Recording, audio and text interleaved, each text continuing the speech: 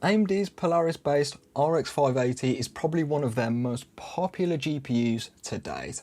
And for a good reason. It was a good mid-range performer and it didn't break the bank either. But in 2023, 6 years after its initial release, how does it play games at 1080p? Well, stick around to find out. The 8GB model of the RX 580 launched alongside its smaller 4GB brother, and unlike both the GTX 1060s at the time, the RX 580 had the exact same GPU core for both of the memory configurations. The only difference with the 4GB model was the cut down memory config, as the memory was slightly slower at 1750MHz compared to 1900MHz on the 8GB model. And of course, it was 4GB of VRAM compared to 8GB of VRAM as well. This Sapphire Nitro card is probably one of the most overkill RX 580s I've ever seen in my life, but that's a good thing because its overkill cooler keeps the core around 65 degrees C while gaming.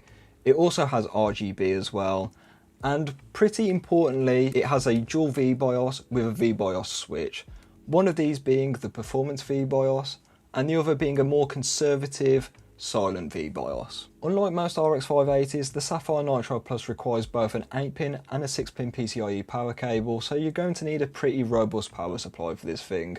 I reckon any decent quality 550W power supply should do you just fine. So with its used price tag of around £60, is the RX 580 8GB the best entry-level GPU here in 2023? To find out, I'll put it onto my test bench, which has an Intel Core i5-12400F, 32GB of dual-rank, dual-channel DDR4 memory running at 3200MHz, an MSI B660-A Pro motherboard, and a Sabrent 1TB NVMe Gen 3 SSD. All testing has been done at 1080p without the aid of upscaling like AMD's FSR, and I've also left this RX 580 completely stock, so I haven't even touched the power slider on this. And lastly, all performance figures were gathered on the Adrenaline driver version 23.9.2, which is the latest release driver for AMD Radeon cards. So let's see how this thing gets on in 2023. Jumping straight into the benchmarks with Fortnite up first, and I set it to my usual competitive settings here, which is DirectX 12 with a low preset, but I kept the view distance and textures on high. With these settings, the RX 580 got 147 FPS on average, with a 1% low of 109. These settings work perfectly fine with the RX 580 without the aid of any upscaling, or without the need going down to the performance API, which looks pretty terrible in my opinion. 147 is totally fine if you've got a 144Hz panel, and I think you'll be having a great gaming experience here, as long as you pair the RX 580 with a competent CPU. Next up is Call of Duty Modern Warfare 2, and this was another great performer on the basic preset with high textures, as we've got 8GB of VRAM. We may as well have some pretty textures as we have 8GB to play with here. But the average was 92 FPS, which is pretty good in my opinion, with a 1% low of 59 FPS. Maybe the minimum preset might be the one for you in this game because you will get more frame rate going with that, and maybe FSR 2.1 on quality will net you even more frames as well. But overall, Call of Duty Modern Warfare 2 is certainly playable on this graphics card. Forza Horizon 5 is up next, and on the high preset, which is what I set it to, it looks absolutely incredible, even at lower resolutions like 1080p. And the performance was pretty great as well, getting 68 FPS on average with a 1% low of 55. The game ran very smooth, and as always, the benchmark takes place in the main city on the map, which is the laggiest area, so if you're driving around in open fields, you'll probably get more frame rate than this. But either way, Forza Horizon 5 on the high preset is a very good looking game, and it's also a very good performing game on the RX 580. On the 4GB model of the RX 580, Horizon Zero Dawn did run into a few issues where it ran out of VRAM. I can confirm that these issues were not present with the 8GB model. Setting it to the original preset, and the 8GB RX 580 got 69 FPS on average, pretty nice, with a 1% low of 56. It looks exactly the same as the PS4 version of the game, but it's running at a high resolution, and you're also running at over double the frame rate which was running on the original PS4. So Horizon Zero Dawn performs great on an 8GB version of the RX 580. Next game up is Rainbow Six Siege, and for once I actually set it to the medium preset because I wanted to see what sort of frame rate the RX 580 would push out, especially as I've got it paired with a pretty decent CPU now. Even so, on average it got 224 FPS with a 1% low of 167. This performance is very good. Even if you've got a 240Hz FreeSync monitor, you're going to be having a great and very smooth gaming experience with Rainbow Six Siege and an RX 580. Next up is Starfield. This is an AMD sponsored title, so I was expecting that the RX 580 probably would have had a fighting chance in this game, as it is the newest and the most demanding game on the benchmarking list today. Even so, I set it to the lowest settings, but I didn't enable FSR. This netted 45 FPS on average with a 1% low of 41, so the frame rate is pretty low at 45, it's not particularly amazing, but at least it's very smooth, only getting 41 FPS for that 1% low figure. So Starfield is certainly playable. You're getting 15 FPS more than what you'd get on a console anyway, so there is that, even though the game doesn't look particularly great on the lowest preset. Cyberpunk 2077 recently received its Phantom Liberty 2.0 update, which actually made the game quite a bit harder to run. Even so, the RX 580 did perform quite well here, better than what I was expecting at least, because I set it to the low preset with high textures, as 8GB graphics cards don't really have a problem running with high textures on this game, but I manually disabled FSR 2.1. This netted 56 FPS on average with a 1% low of 41 FPS, which is pretty good performance in my opinion. Is it the most playable?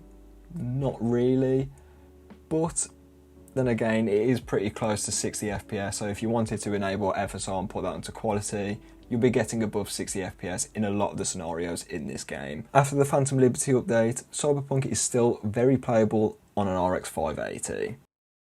The last game up today is F123. Unlike usual, I set it to the high preset here, as the extra VRAM on the 8GB version of this card does allow for it, and I'm glad I did because this got 69 FPS on average, nice, with a 1% low of 59 FPS. This is totally playable, especially if you've got a 60Hz monitor. This is the preset that I'd recommend. However, if you've got a 144Hz monitor perhaps, maybe drop that to the medium or low preset if you don't care that much about the visual quality, and you'll be getting a lot more frame rate there. But then again, that is the best thing about PC gaming. You get to choose what preset you want to play with in order to get the performance which satisfies your needs. All in all, the 8GB model of the RX 580 has shown it can still keep up with a lot of games in 2023. Yes, the newer AAA games, you will need to drop the settings to low. Like in the case of Starfield, everything there had been dropped to low, but in turn, 45 FPS isn't the worst result you can get. It's playable, but it's not ideal, of course. But remember, you're only spending £60 on this graphics card. Some newer AAA games actually cost more than this GPU, so you're bound to make some sacrifices with the in-game quality settings and maybe even the performance in some games, but that's okay. Games where you don't need to make any sacrifices are the competitive esports games like Rainbow Six Siege, Fortnite. I suspect games like Counter-Strike 2 will run totally fine on the RX 580 as well. These games ran totally fine, but this is to be expected. It's an RX 580, it's one of the most popular GPUs in the world right now. These developers want to develop their games so lower end cards like the RX 580 will run totally fine on them. I did cover this in the benchmarking process when I went over Horizon Zero Dawn, but when I made my video on the 4GB version of the RX 580, Horizon Zero Dawn did run out of VRAM, which led to very ugly, muddy looking textures, and I can confirm this was not a problem on the 8GB version of the RX 580. I am also looking to do a bit of a comparison between the 4GB version and the 8GB version of the RX 580, so make sure you stay subscribed for that. So this brings me on to the recommendation of the RX 580 8GB. If you're a budget oriented gamer but you want to dip into AAA games here and there, I think it is probably the best entry-level graphics card that you could buy.